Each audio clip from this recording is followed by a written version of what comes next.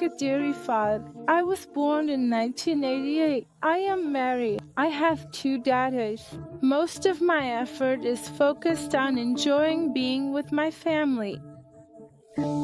Miss Ghadiri Fard, welcome. Thanks. Be healthy. Thank you. Thank you. Same to you. Please tell us what happened. It was the last day of my pregnancy. We went to the hospital. When we got to the hospital, the baby was born in the morning, and everything was fine until visiting hours. After visiting hours passed, it slowly started. I started feeling worse because of heavy bleeding.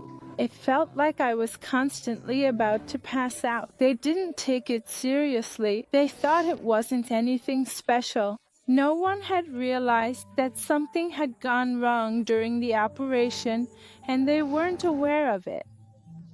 This bleeding was because of the problem that happened to me during the operation. I told Mala, I told her once or twice, Mala, I feel really bad. I went to the nurses' station several times and told them, my friend is really not feeling well. If possible, could you come and take a look at her? Maybe there's something wrong. But every time, they would just tell me, you go, we'll come. You go, we'll come. They thought maybe it was normal, and the nurses kept coming and would press their hands like this and push down on my stomach. This made my problem even worse. It got worse. Yes, it got worse. They didn't realize that by doing this, the bleeding would get worse. Because they were unaware of an internal incident that had happened. Yeah. At one point, I saw that Zahra, her skin turned pale from the soles of her feet all the way up to her face. That was the moment when Sidi was in my arms. She was completely blue. It was as if this mother was completely bonded to this child. They were connected. I had no idea what to do. At that moment, I passed out.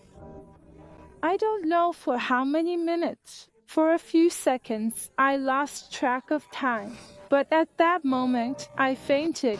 I lost consciousness. And while I was unconscious, Mala was leaving the room. It was like I was a shadow following Mala, watching her from behind. I was holding the child in my arms. She was blue. Sidi was clearly blue. I went. All I wanted was to get to that nurse as quickly as possible. I was here. But when Mala left the room, she went straight to the end of the hallway. It was like I was following Mala from behind. She went to get help from the nurses. I saw Mala go to the end of the hallway.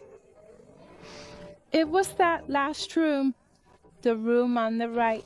A few nurses were standing around a table in a circle. They were even something. I clearly saw that the nurse who had her back to Mala was a bit chubbier than the others. She made her hands like this. She said, go, we'll come right now. Tell her not to be so sensitive. I told her my friend is not feeling well. My friend's color is gone. She's pale. Check her. Please, come. She told me, just go now. Just go. I said, look at this baby. I even remember that Mala picked up the child. She said, look, she became blue. Aren't you going to come? When I showed her the child, she stood up. She realized something had happened. When they checked on me, they said, ma'am, her blood pressure is fine. Don't worry, it's nothing serious. They hadn't seen the bleeding and didn't realize. After a few minutes, I regained consciousness. So, when they came and said these things, you were still watching from outside your body, right? Yes. I was exactly like a shadow behind Mala, right behind her. I couldn't see my own spirit, but it was as if there were 2 eyes behind Mala, and I was seeing everything from that angle. So you were like a floating observer. Yes. Okay. When she left, my aunt came to check on me. It was truly a tough night. I felt so awful that I couldn't even talk or breastfeed my baby. I couldn't move at all. I felt like even breathing was making my condition worse. It went on until morning. I saw she was in really bad shape, so I went and told the nurses about the hurt. I told the nursing station that our patient was in really bad condition. Then they came, it was night, around 11 or 12 o'clock, and hooked her up to the monitor. You know how they say that someone who is about to die becomes aware of it? That's exactly how it was. In the morning, I felt like everything was coming to an end, and maybe I just wanted to hear my loved one's voice one last time. That's when I asked my aunt if she could call my mom. Aunt let me hear her voice. Maybe I knew that the only person I could entrust my kids to and feel at peace about it. She really is my mother. When I got the phone, I started talking. Mom, please, for God's sake, take really good care of my kids. I handed the phone to my aunt and told her I was feeling really bad. Call the nurses. I'm feeling really bad. I think I'm about to go. My aunt got worried, and at that moment, I passed out. When I lost consciousness, just like last time, I was behind my aunt. Your physical eyes closed. Yes. But you can still see. Yes. Then my aunt came out of the room. She went to the same hall, the same side, the same area. And she told the nurses that. Up to that round table? No. When she entered the hall, she looked to the left.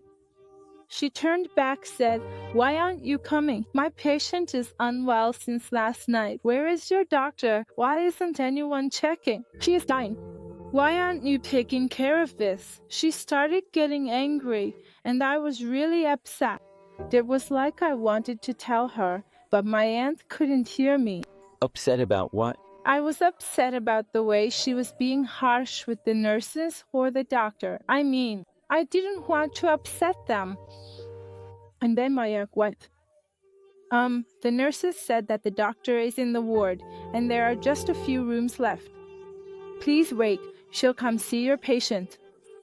So I went to stand by the door, and as soon as I saw the doctor come into the first room and start seeing patients, I quickly grabbed the doctor's hand and ran. I said, "Doctor, please just come. Our patient is dying." She said, "I'm coming. Wait." I grabbed her wrist and ran. I pulled the doctor along. My aunt grabbed the doctor's wrist. She said, "I'm telling you, she's dying." She pulled the doctor over to my bedside, and I could see all of this happening. When they came, I was still unconscious, but I was aware of what was happening. As soon as the doctor came and pulled back my blanket, I saw that her face turned pale. She was shocked and started talking to the nurses. "Why didn't you tell me sooner? What is going on here?" Then the nurse came and said, "Well, there didn't seem to be anything wrong with her. We checked her blood pressure. Her blood pressure was fine. She said she's lost 2/3 of her blood and her vital signs are dropping. The doctor who came to see me wasn't the one who operated on me. Wherever she is, may God protect her. I truly owe her a lot." Then she said, "Quickly, get the operating room ready for her. Contact her doctor. I'm not going to touch this case at all. She's going to die. I'm not going to touch her. Tell her own doctor to come for the reoperation." They brought me into the room from the head side because they wanted to get me ready for surgery. They pulled my blanket aside, and my leg was exposed. There was a gap of about 3 or 4 centimeters in the door. People who were coming and going outside, if they had paid attention, could have seen inside the room. My leg was exposed, and 2 men walked by outside.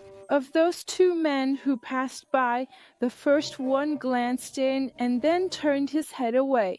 But the second man who passed by saw it, walked all the way down the hall, and then came back again. He stared at me. It was like I was screaming there, telling them to cover me.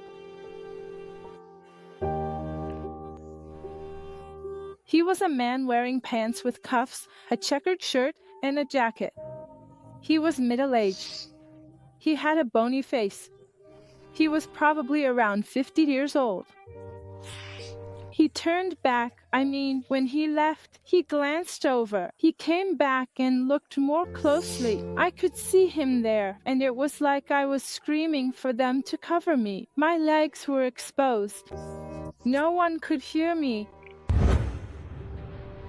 One thing that really broke me there and made me bear the weight of this demon was at some point, maybe I was in high school. Yeah, I was in high school. I went to take care of some banking business. There was a woman. She was a banker at the bank. I pretended I wanted to take a bill, and I deliberately touched her hand. I did it on purpose. I was young. I was naive. He pointed it out to me, saying that to this day she hasn't forgiven me and still remembers it. And they put a blanket over me. When the doctor came over to me, she said, "Bismillah," and approached me. I noticed the phrase she said. Then my mom kept tapping her hand, saying, "Maryam, what happened?" She was crying and restless, and I wanted to calm my mother down, but it was like she couldn't see me or hear my voice. Until I found myself in a cold, dark room. There was only my bed, and I could see my own body. And there I realized that my body was on the bed and I was under the ceiling, as if I knew that this was the ceiling. I was up there, and my body was on the bed. How did you feel when you saw your body? I was really scared because there was no one else in that room except me. That made me worry. That loneliness really worried me. No matter how much I looked down, it was dark. It was as if there was no floor in the room. The more I looked down from the bed, the darker it got. I felt like there was an infinity down there, and the same thing in the opposite direction, up above. The more I looked, it was absolute brightness. There was a tunnel with a large diameter, and it was filled with absolute brightness, a bright white and blue light. It was above my head, above the ceiling. It was as if the tunnel had no end. Was it slanted or vertical? It was slanted and endless. From that tunnel, a light seemed to be shining down on my body. And when I looked up, I felt at peace. That brightness gave me peace, but the more I looked down, the more fear would take over my whole being. That's when I realized that it was like I had died.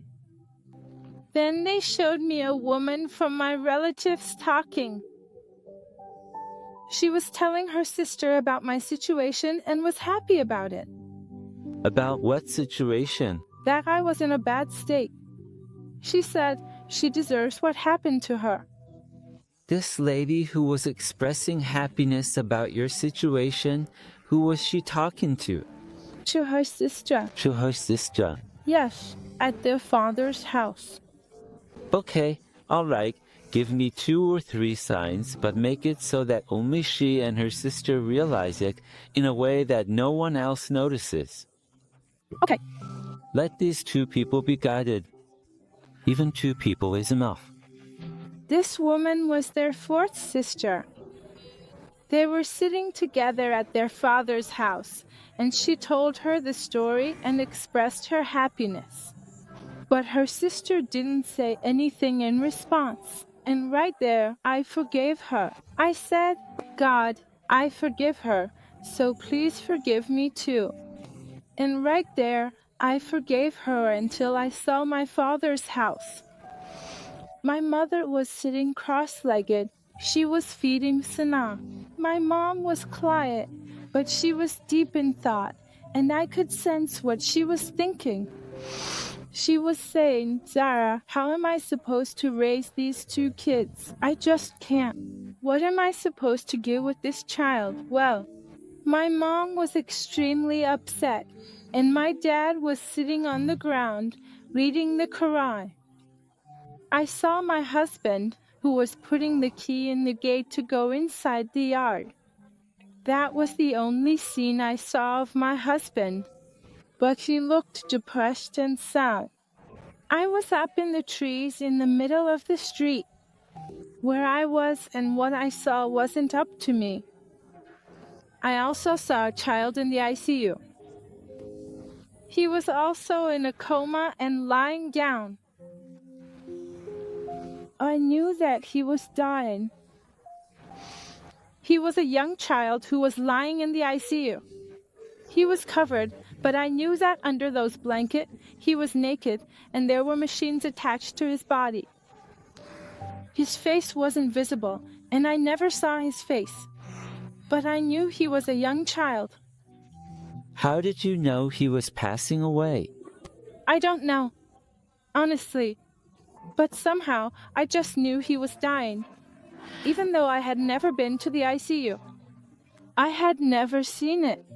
One by one, my actions would come to mind and I would repent for them. It was like watching a film reel. I could see them all. From what age, for example? After around the age of 15, 16, 18, or 20 years. I could see my own body. I realized that my milk was drying up. My baby was hungry, my clothes were wet, and I was worried that my child was hungry right then. When I saw that my clothes became wet, that was when I saw a man standing over me who looked like a dervish. He was completely in a white setting with long white hair and a long beard. He came to me twice. Then I realized that he was Azrael, and at that moment I started begging even more. I said, "Look, it's over now." In that situation, I don't know, I just felt hopeless. For a moment, I remembered and called out, "Oh, Fatima Zahra, look, I'm done now. I'm dying. My mom isn't by my side. Could you come and be a mother to me?"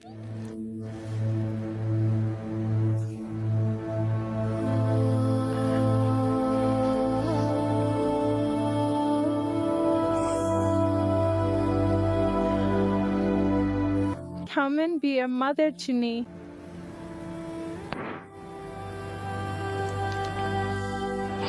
When I called out to her, a light appeared above my head. There was a hijab wrapped in a way I had never seen before anywhere, and maybe it's not even possible to describe it. And I didn't see any face. Inside that face, there was only light. And when I realized she had come, I said, "Could you come and be a mother to me? My mom isn't by my side. I'm scared. I want to go back.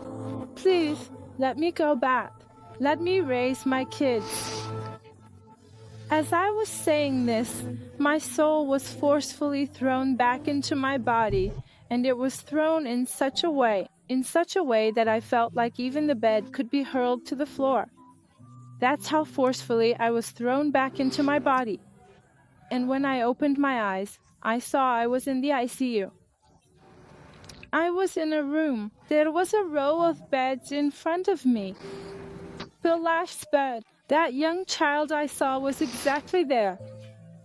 When I regained consciousness, when the nurse came to my bedside, I told them that this young child is dying. For God's sake, please help him. I kept telling them. They told me, "Don't worry, we're watching over him." Every nurse coming to my bedside, I would tell them to watch over him. For God's sake, please keep an eye on him. After that, all I could think about in the ICU was that young kid. I was so worried. I kept calling out. I would say, "Are you paying attention? Do you see him? He's dying." Then indeed, he passed away. After this incident, I think more about life after death. What kind of change has happened in your perspective? Now, I've tried to be a more forgiving person. Other people's judgment doesn't matter to me anymore. I mean, I don't live for others anymore, and I just want my conscience to be at peace. May our next meeting, all of us and you, God willing, be in the highest and most exalted places in existence, where everything is pure and untouched by impure eyes. A place that is filled with light, respect, sanctity, and joy.